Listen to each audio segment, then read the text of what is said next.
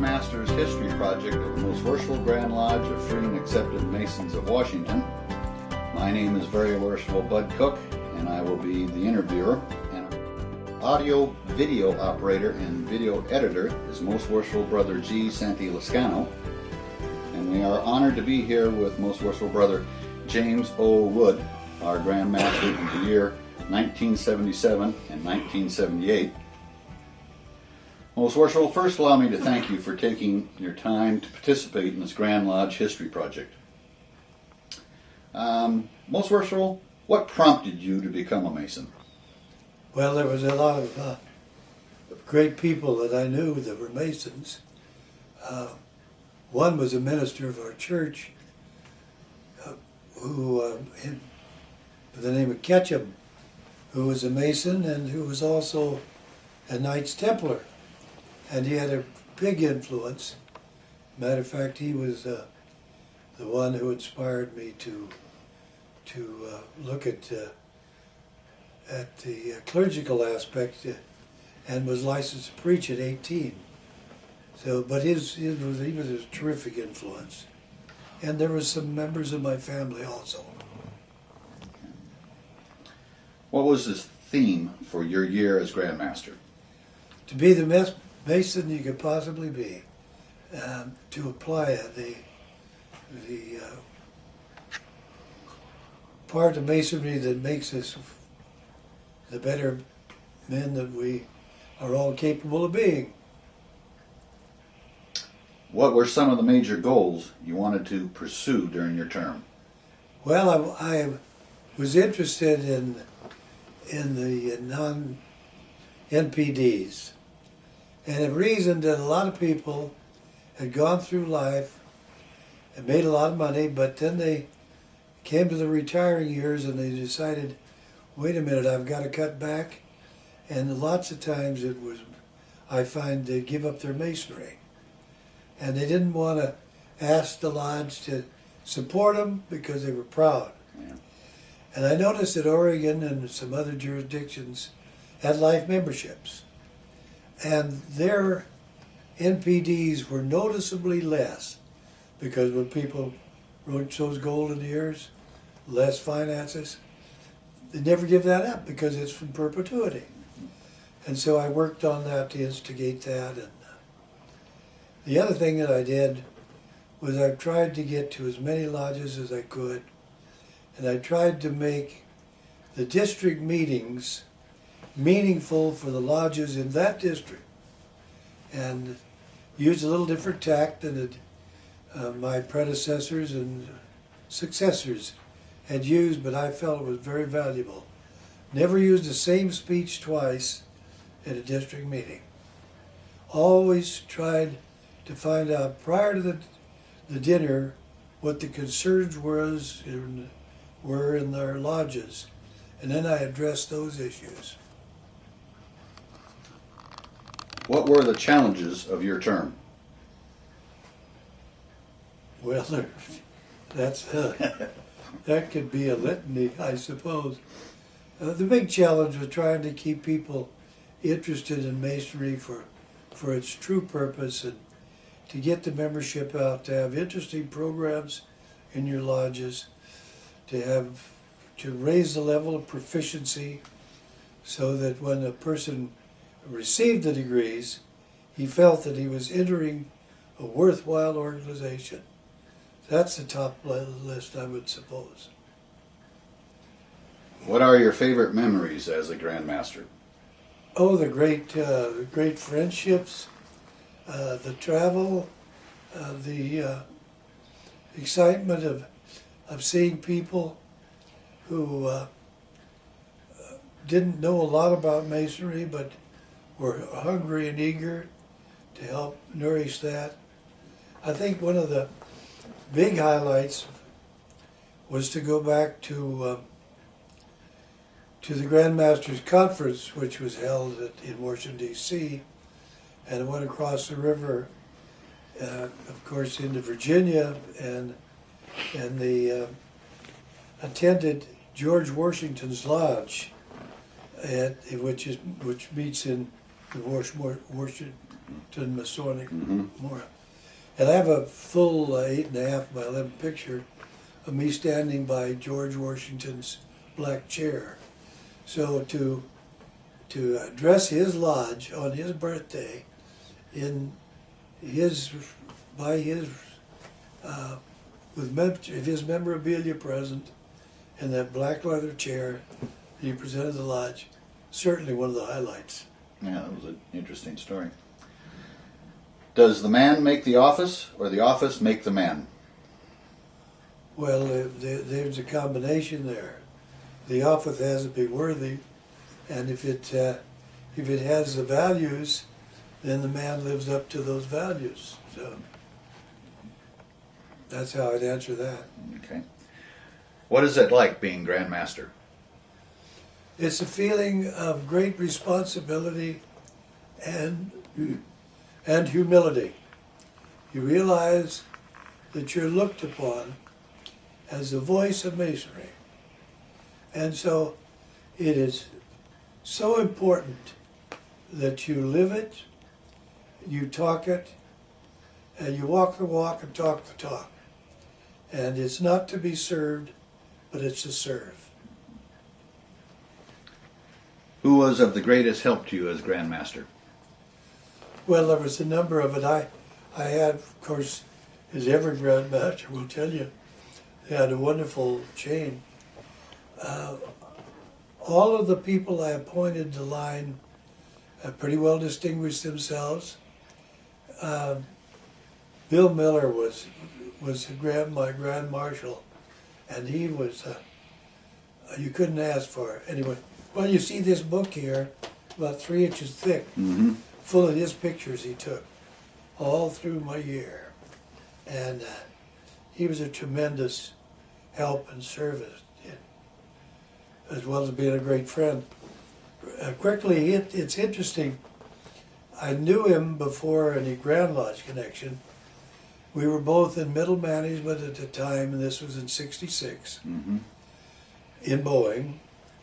And just by chance, we both were assigned to attend a middle management seminar on computer science. And so I found out that he was a senior warden of Thornton F. McElroy. I was a junior warden of St. Andrews. And so we got to know each other. And I couldn't believe the Bill Miller of then and now. He was so hesitant to say anything. Oh, really? Matter of fact, when he was appointed, he asked my Bill P. Horn, who he also appointed me to some things, but he said to him, "I'll take a job if there's no speaking part." So he was terribly self-conscious, but he had this great talent to get things done. And as you're well aware, we grew him out of that reticence to speak. Yes, yes. I think you both worked in finance for Boeing, didn't you? No, he was in facilities at commercial, Okay. and at that particular time I was at tooling at Plant 2. Okay.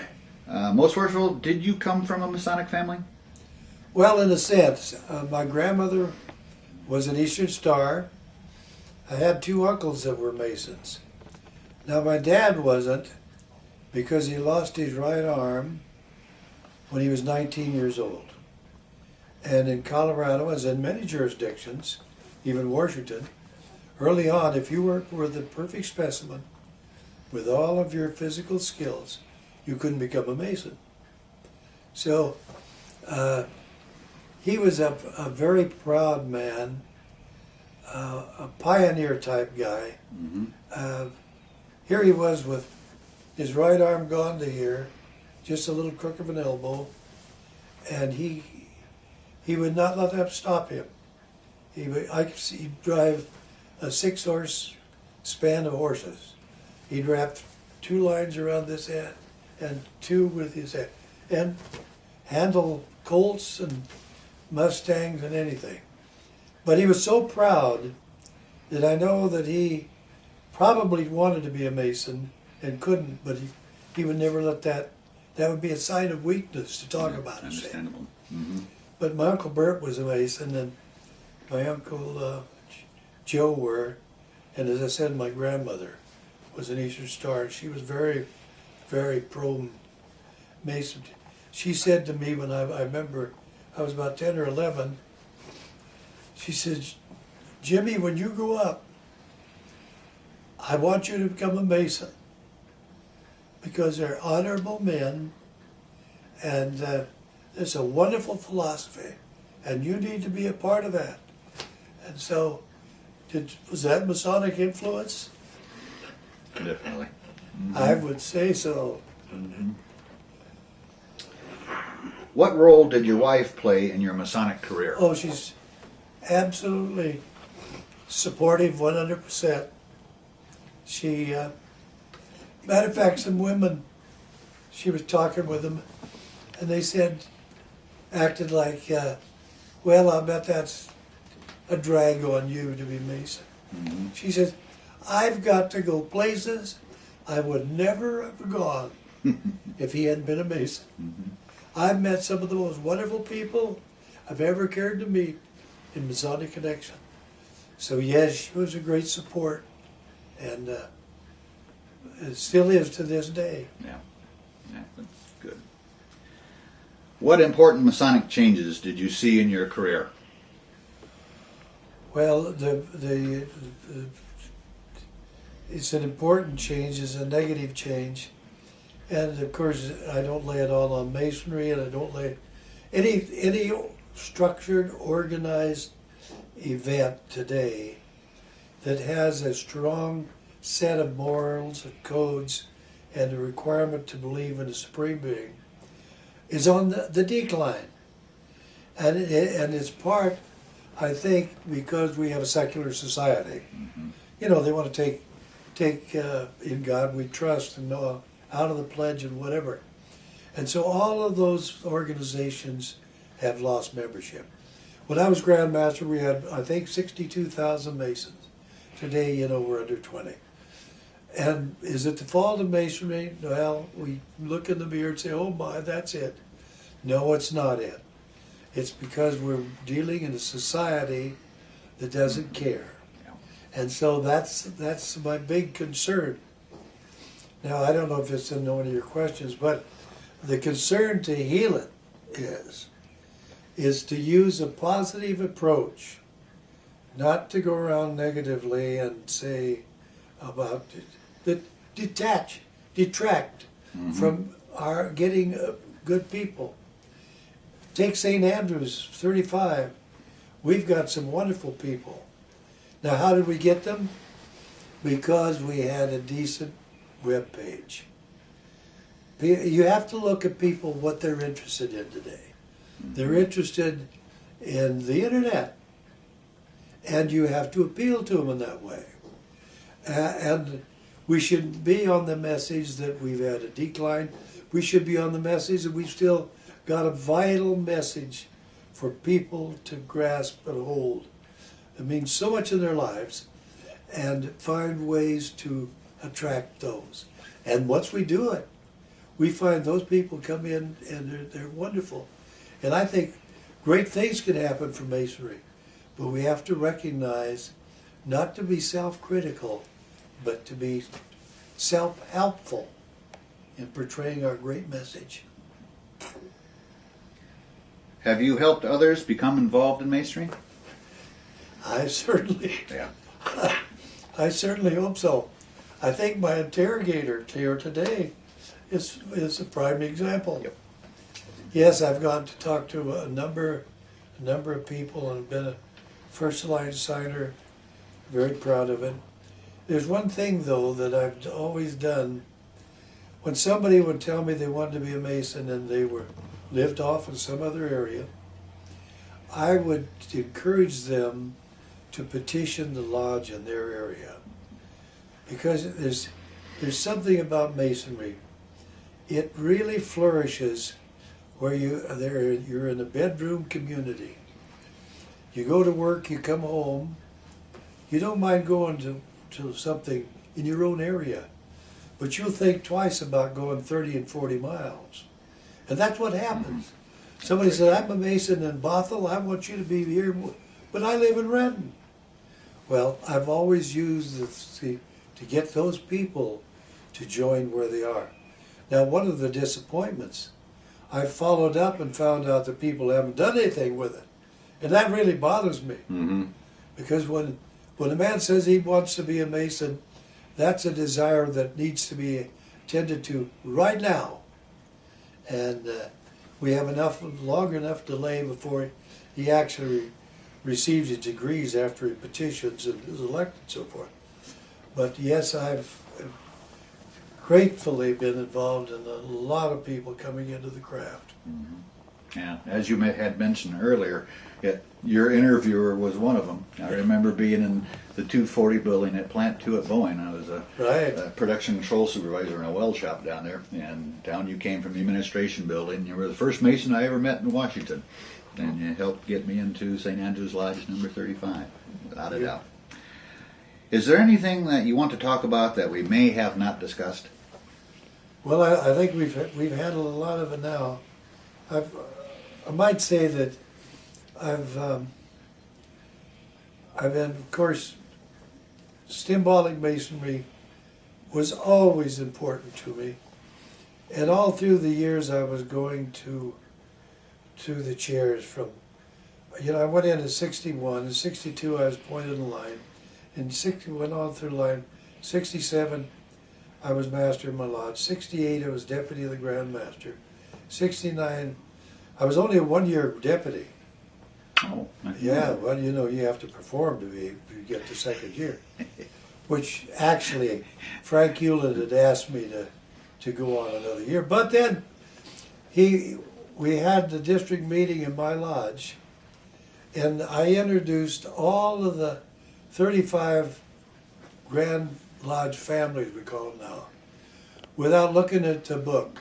I just looked at their face, said who they were, where they were, and Frank, and then I made some remarks. Frank was impressed.